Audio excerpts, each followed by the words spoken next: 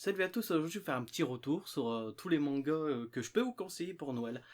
C'est vrai que les fêtes de Noël, c'est toujours une- on cherche toujours à faire plaisir à des ados, à des adultes, et c'est toujours cool de recevoir un petit manga, un petit comics, une petite BD. Donc là je vais faire une spéciale manga, tous les mangas que j'ai pu lire cette année, que j'ai vraiment adoré, que je vous ai pas encore peut-être parlé en vidéo.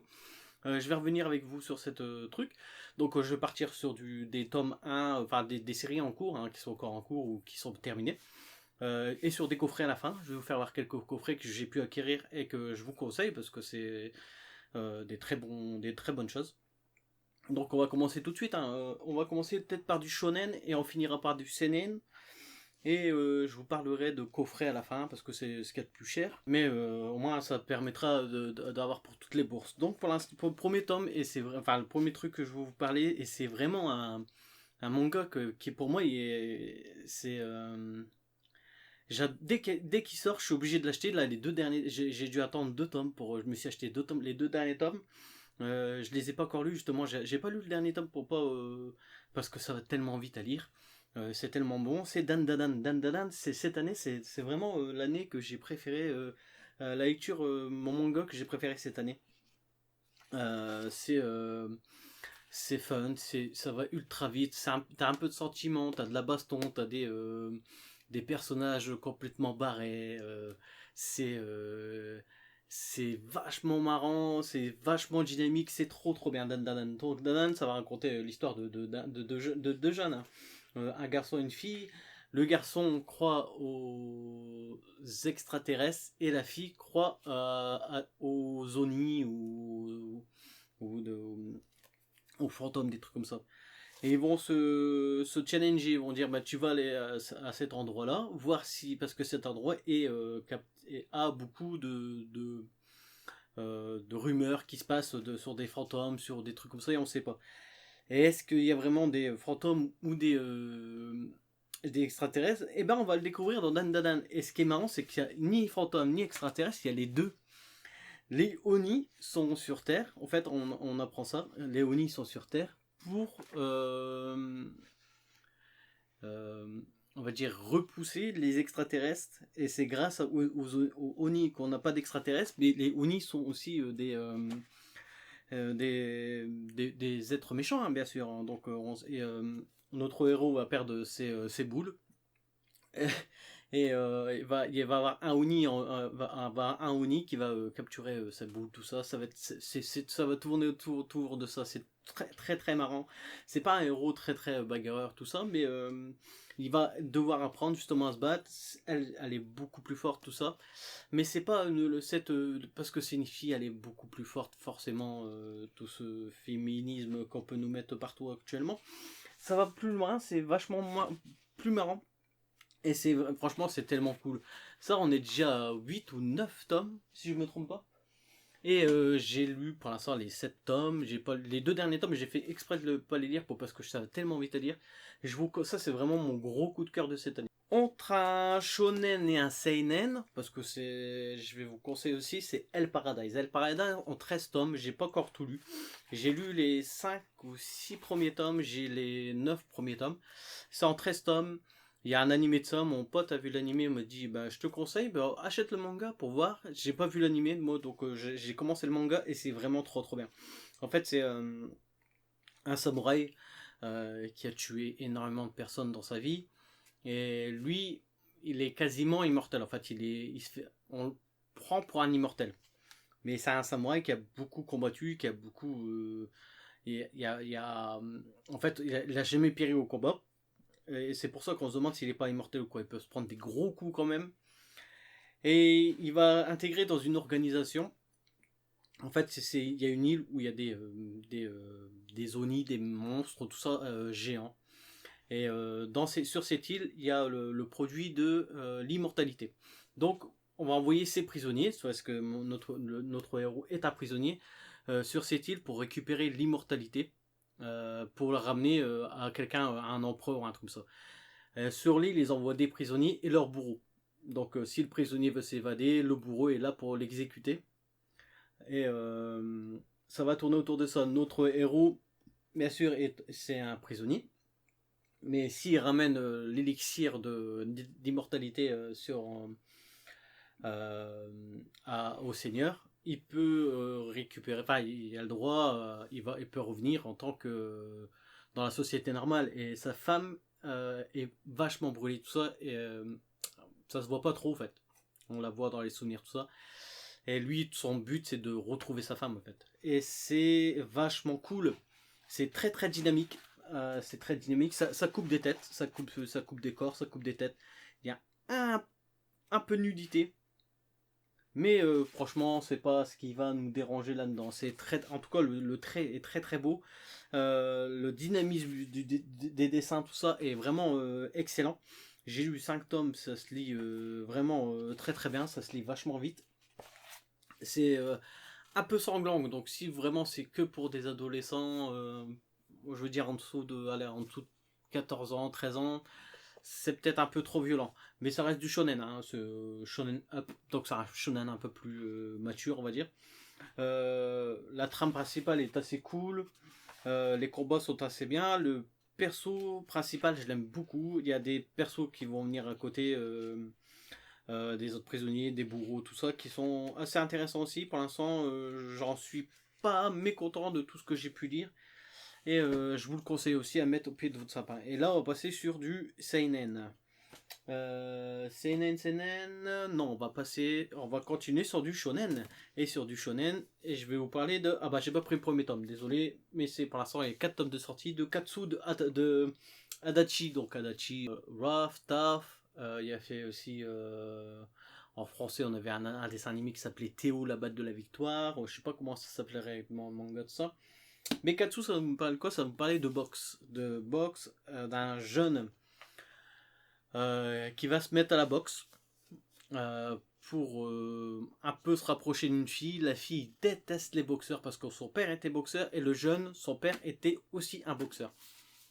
Le père de la fille c'est un ancien champion. Le père du garçon n'est pas champion, mais ils ont combattu les deux parents et en fait ça va être un petit peu sentimental entre ces deux enfants, ces deux ados, sous un angle de boxe, tout ça. C'est vachement cool. En fait, moi j'aime tout ce qui est un peu sentimental, tout ça. Et dans ces vieux mangas, j'aime beaucoup ce trait un peu plus rond, un peu plus simpliste, mais c'est vachement beau. En fait, il y a des trucs vachement beaux. Là, c'est la nouvelle édition, donc ça va être en 8 tomes. C'est 10,90 € un tome si on l'achète en librairie ou en Atour, 5% de réduction. C'est sentimental, mais ça nous apporte aussi des valeurs sur la boxe, hein, sur l'entraide, mais aussi la persévérance, l'entraînement, tout ça, il y a des bons trucs.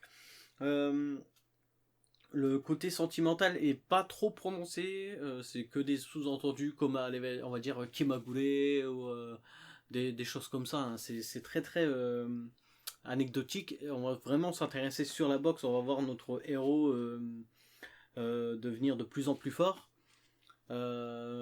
Et la fille qui va commencer à revenir un peu sur le système, à revoir son jugement sur ses boxeurs, qui va entraîner ce garçon. Franchement, il se passe pas grand chose, mais ça reste toujours cool. Ça reste toujours cool parce que ça a des bonnes valeurs.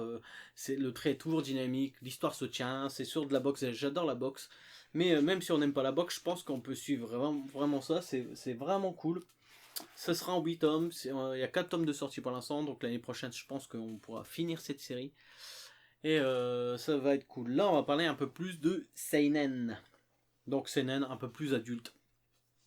Et pour moi, ce qui est un peu plus adulte, j'adore les Seinen. Ça fait pas trop Seinen. Le premier que je vais vous présenter, il fait pas trop Seinen. Il n'y a pas trop de sang, il n'y a pas trop de sexe, il n'y a pas trop de vulgarité, mais ça reste Seinen. C'est Under Ninja. Il y a une série actuellement qui sort, qui j'ai pas vu du tout, et qui est complètement... les épisodes sont montés complètement différemment que des mangas. Les mangas sont vraiment très bien. La série, je l'ai pas vue. J'ai un ami qui regarde et qui... je sais pas s'il me la conseillerait vraiment. Pour l'instant, moi je me fais les mangas, ça sort actuellement. Pour l'instant, il y a 5 tomes sortis. J'ai lu les 5 tomes, je suis à jour de ça. Ça, c'est vraiment cool. Donc on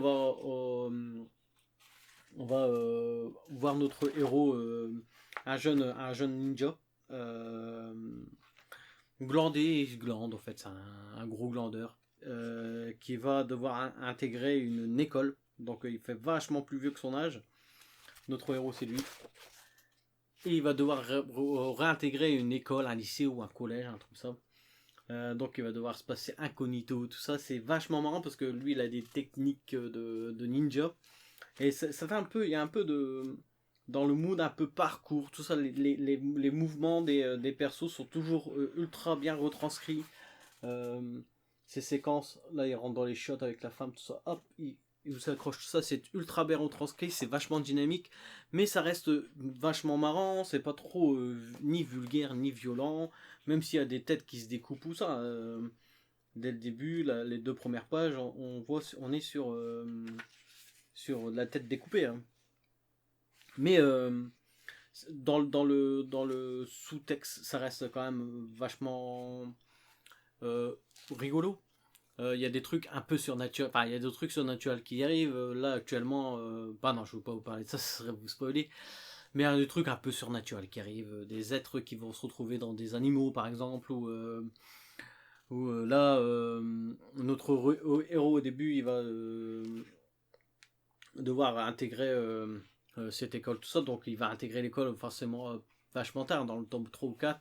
Mais il y a un ninja étranger russe qui va arriver au Japon, qui va vouloir tuer les ninjas qui sont là, tout ça. En fait, j'ai l'impression à chaque coin de rue, il y a un ninja qui est là, il va à l'épicerie, elle sort son sabre, bam bam, il se tape. C'est très marrant en fait. J'ai l'impression qu'il y a des ninjas partout dans le tome. Et à un moment donné, ils sont à 3, 4, 5 ninjas. C'est vachement cool. C'est assez rigolo. C'est vachement fun à lire. Ça va aussi très très vite à lire. Il y a une mouvance, comme je disais, un peu parcours, avec des. Souvent, on va le voir faire des sauts d'obstacles, des trucs comme ça. Et faire des débrouilles. Il va toujours essayer d'emmerder son voisin, qui est un peu pervers sur les bords. Ça va nous remettre aussi un peu des trucs avec l'étranger. Ça va parler un peu politique. C'est en succinct, ça va venir comme ça, mais c'est très très très marrant en fait. Il y a des persos ultra qui servent. Enfin, on pense qu'ils servent à rien en fait. Au final, on voit que c'est des mecs qui sont importants dans l'histoire. Euh, Lui, c'est l'étranger qui va venir, qui vient pour tuer les ninjas, tout ça. C'est vachement marrant. Pour l'instant, je suis au 5e tome. Ça avance un tout petit peu. Là, il est arrivé dans le lycée ou dans le collège. Et il commence à faire des trucs cool. Il fait avancer l'histoire et c'est bien. Là, on va arriver sur une nouvelle série enfin, c'est pas une nouvelle série. Il y a 6 tomes pour l'instant en cours. J'en ai eu 2. Et déjà, le premier tome m'avait hypé. Le deuxième tome m'a convaincu. Je vais me faire la série complète, je pense, là pour l'instant. Mais ça met assez longtemps à sortir. C'est Full Night. Je vous présente le tome 2 parce que j'ai pas le tome 1. Le tome 1, il est chez mon ami. Alors, ça va nous raconter quoi, Full Night? Eh ben, c'est pas joyeux. On va dire que toute notre société actuelle, avec la pollution, tout ça, bah, vous la mettez fois 1000, fois 100, on va dire. Allez, on va pas être, allez, fois 20. En fait, c'est dans un monde, enfin sur Terre, mais c'est dans un futur proche, assez proche, où il y a de la fumée constante. Cette fumée empêche le soleil d'arriver. Vu qu'il n'y a plus de soleil, il n'y a plus de floraison, il n'y a plus d'arbres, on a moins d'oxygène. Donc l'État japonais a trouvé une méthode, c'est de les prochains morts qui vont arriver, on sait qu'ils vont mourir d'une mort, d'un cancer, d'une maladie ou quoi, on leur implante une graine pour qu'ils se transforment en arbre, en fleur ou un truc, une floraison, ils appellent ça une floraison. Et avec la transmission, enfin, l'ingertion de cette floraison, il pourra avoir 2 ans à vivre. Et dans ces 2 ans, le jour où il va fleurir là où il vient. Notre héros, on va le voir au début tout jeune. Et tout jeune, il voulait devenir musicien. C'était déjà le bordel dans ce monde. Et c'est un peu un mec qui... En fait, je me retrouve vachement à lui parce que plus jeune, j'étais vachement plus perturbé. J'étais un peu plus sur le 220, à rien écouter en classe, tout ça. Et ben, quand t'es dans une société où on met les diplômes, l'éducation, ce que t'as appris, tout ça sur le devant, et ben, on en vient là, en fait, notre héros n'a pas forcément fait les bons choix dans sa vie à l'école et est obligé de faire un boulot de merde, un boulot de vraiment de merde pour pouvoir faire survivve sa mère, sa famille, enfin lui et sa mère, parce que sa mère est atteinte d'une maladie, elle est un peu schizophrène, elle est pas un peu schizophrène, elle est schizophrène. Elle a des médicaments à prendre et pour pouvoir payer ses médicaments, il fait ses boulots de merde. Et genre, il arrive en retard, le mec lui dit je te paye pas ta journée. Et toi, on est sur des bons gros enculés, tu vois. c'est, c'est vraiment les bons gros trucs. Et notre héros, je sais plus si vraiment il est malade ou pas, mais il va vouloir s'implanter cette fleur pour pouvoir sortir sa mère de cette galère, parce que l'État paye, hein. L'État donne genre l'équivalent de 700 000 euros ceux qui vont se faire implanter, parce que ça aide l'État, ça refleurit le monde, ça donne de l'oxygène à ceux qui sont là qui vont vivre. Et notre héros, en prenant cette graine, en devenant transfloré, va entendre les fleurs, ceux qui sont autour, les arbres, les fleurs, les scies, avoir les pensées. Il va sans cesse avoir des pensées. Et c'est le seul dans ce cas-là, pour l'instant, à voir ça. Il va en parler à sa collègue, à la fille avec qui elle a grandi, parce qu'elle, elle travaille pour cette société, elle a vachement mieux réussi dans sa vie. Donc, il va travailler pour elle au tout début. Parce que ça, c'est dans le premier tome. Déjà, dans le deuxième tome, c'est même plus le même postulat. Le postulat, il a déjà changé. Donc, là, je vous parle que d'un truc qui est déjà plus forcément d'actualité dans la suite. Parce que dans le premier tome, il se passe des trucs un peu. Franchement, il faut avoir un peu le cœur accroché. Parce que. Alors, des maltraitances déjà avec sa mère qui est un peu schizo. Elle va le planter, elle va essayer de lui mettre des coups de couteau, tout ça. On va avoir une jeune pianiste. C'est la première grosse histoire qui est douée, mais qui déteste faire du piano, parce que son père était un pianiste, c'est son père qui lui a tout appris, et c'est son père qui lui mettait une grosse pression, et même il la battait pour qu'elle devienne ultra bonne, alors que c'était pas son but, elle aime pas ça du base. Donc ça va nous revenir sur ces sentiments, sur ce truc de bon, mais toujours avec quelque chose derrière. J'ai lu 2 tomes, pour l'instant il y en a 6 de sortie. C'est vraiment une des meilleures lectures que j'ai pu avoir avec Dan Dadan. Avec tout ce que je vous présente d'ailleurs, c'est ce que j'ai vraiment lu et que j'ai adoré. Donc si pour un adulte, ça c'est vraiment parce que c'est assez déprimant quand même à lire. Je vous le conseillerais. Là, on va passer sur du coffret. Donc, j'aurai 3 coffrets à vous présenter, deux séries et un coffret de 2 trucs que j'ai lu. D'ailleurs, ça, j'ai lu complètement. C'est Tsukasa Ojo. Donc, c'est en 2 tomes. Sous un rayon de soleil. Donc, c'est de la tranche de vie hein, avec en 2 tomes. C'est un début, une fin. C'est en 2 tomes. Je pense que c'était sorti en 4 à la base et ils ont réuni ça en 2 tomes avec un petit texte libris. Euh, Ce coffret fait 26 euros à peu près, je pense. Ou 30 euros. 30 euros. Donc c'est un petit budget. Après, c'est des beaux tomes. Hein. C'est des tomes un peu plus grands, avec un beau dos, euh, un, un marque-page à chaque fois aux couleurs de ton tome. C'est assez classieux. Le boîtier est bien gros, bien cartonné. C'est du Panini hein, qui dit ça. Et franchement, il y a un bon style.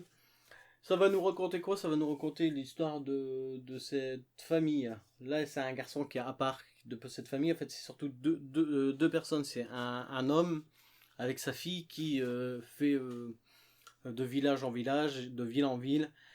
Il va exporter son magasin de fleurs.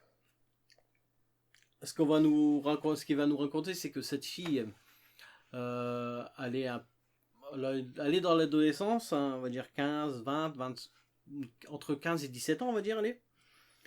Et elle vieillit pas. Elle vieillit pas, elle peut parler aux fleurs. En fait, elle ressent des trucs avec les fleurs. Et ça veut nous parler de sentiments. C'est un truc un peu aussi amoureux. Avec cette fille qui, qui va avoir. Enfin, qui a une capacité de justement à parler aux fleurs qui vieillit pas, justement. Voir comment, à travers ses yeux, comment elle voit le monde, comment elle voit les gens évoluer. Elle est obligée, c'est pour ça qu'il déménage toujours, hein, c'est parce que il faut pas qu'on s'aperçoive que cette fille-là a ses pouvoirs et qu'elle peut aussi parler à ses fleurs. Donc on va revenir avec une histoire un peu un triangle amoureux entre ces deux personnages et un autre personnage qui va arriver par la suite. C'est très doux, c'est très à lire, c'est assez doux, c'est vraiment pas prise de tête, c'est des petits trucs sur de la tranche de vie d'écolier, tout ça. Euh, c'est ultra beau, par contre, c'est Tsukasa Ojo au dessin. C'est ça, hein, je me trompe pas. Ouais, c'est Tsukasa Ojo, donc le mec qui fait Nicky Larson, enfin City Hunter, Cat's Eyes.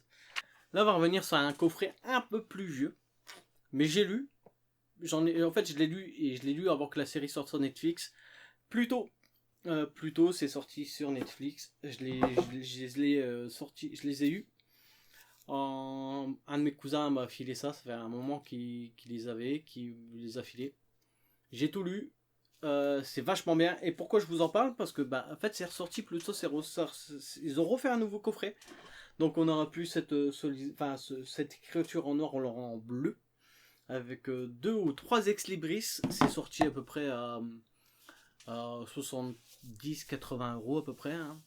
8 tomes. C'est de Naoki Urasawa sous une idée de Osamu Tezuka parce que plutôt ça va nous parler de un chapitre, enfin une phase spécifique de Astro Boy. Donc Urasawa c'est le mec qui a fait 20th Century Boys, Monster, Buster Keaton, Billy Bat et bien d'autres trucs. J'ai voulu lire parce que c'était Urasawa. Et quel claque que je me suis pris. J'ai voulu le lire avant la série Netflix. D'ailleurs, j'ai pas encore vu toute la série Netflix.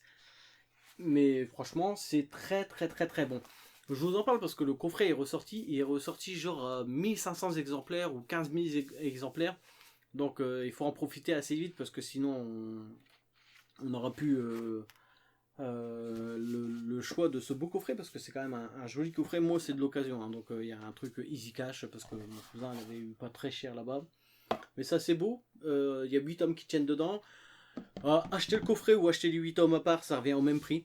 Donc, même si vous ratez, mais que vous voulez toujours voir lire, c'est toujours cool. La série, j'ai pu voir deux épisodes pour l'instant. Je suis pas encore arrivé à la fin du deuxième épisode. Mais j'ai déjà tout le arc narratif, je sais déjà comment ça se passe.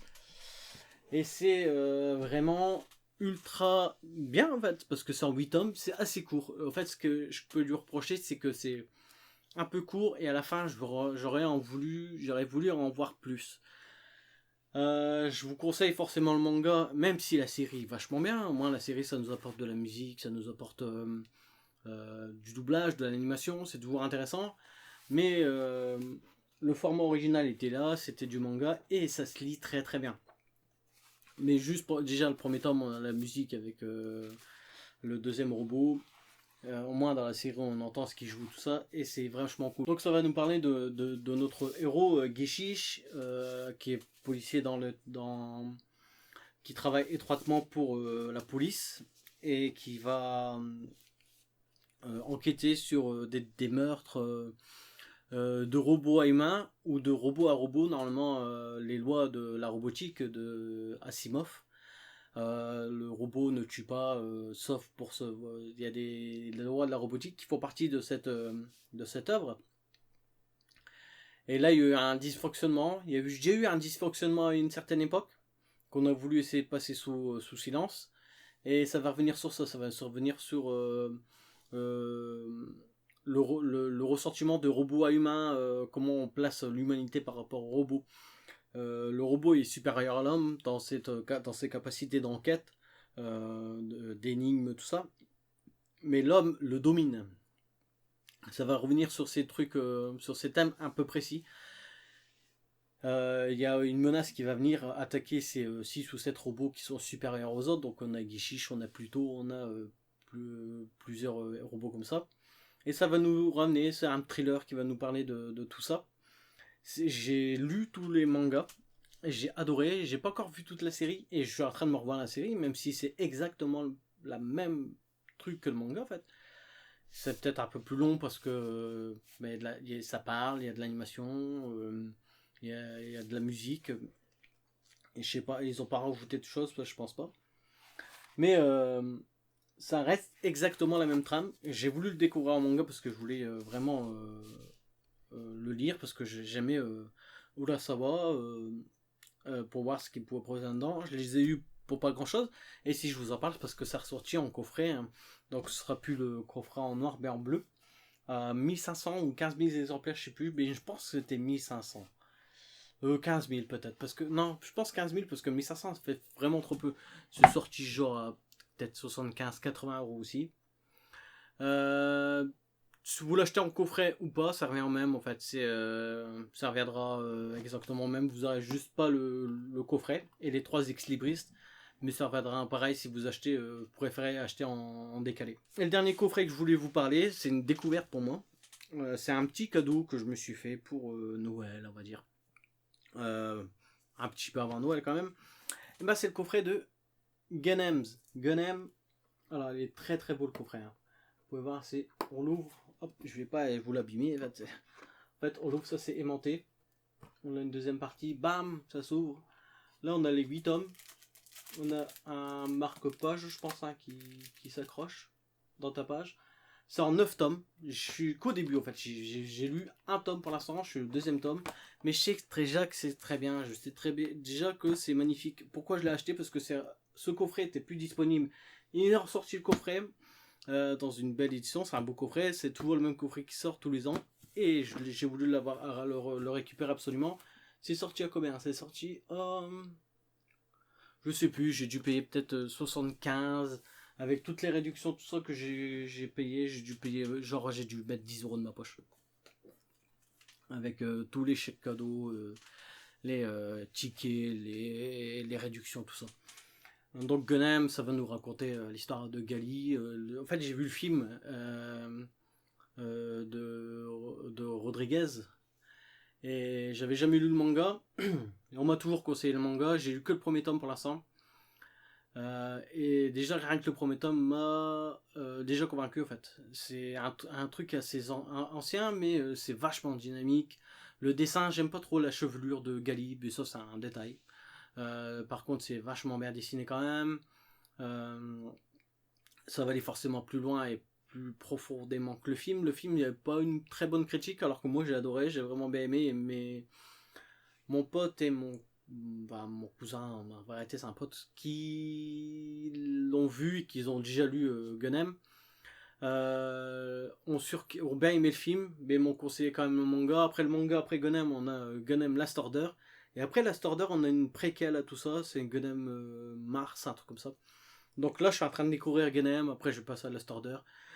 Si vous voulez que je revienne sur ça, je peux en parler plus tard. J'ai fait une assez grosse vidéo, je pense avec le montage, ça va faire peut-être une vingtaine de minutes, on va dire à peu près. Je vous dis à très bientôt, j'espère que ce retour, en tout cas sur cette première vidéo sur les achats que je peux vous conseiller pour les derniers jours de Noël, vous plaise. Je vous dis à très bientôt et surtout amusez-vous bien sur toutes vos lectures en cours.